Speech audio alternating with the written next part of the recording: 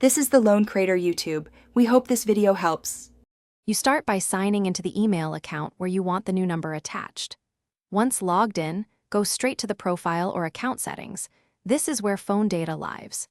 Make sure your new phone is nearby and can receive SMS or calls for verification. You do this now to avoid interruptions later. Having verification ready reduces lockouts and speeds the update. If you have multi-account access, pick the exact account you intend to change and continue.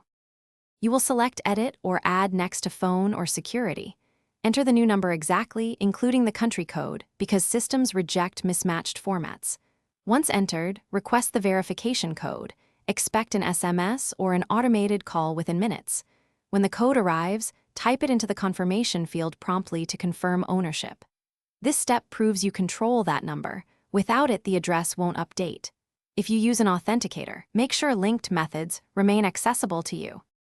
You finish by saving changes and reviewing recovery settings so you can still regain access later. Once saved, test the new number by triggering a sign-in alert or password reset to confirm messages arrive. If the verification fails or you never receive a code, retry sending the code, verify you entered the right country code, and check with your carrier for SMS blocking. Make sure backup email or authenticator remains active. If all else fails, contact the provider's support for account verification.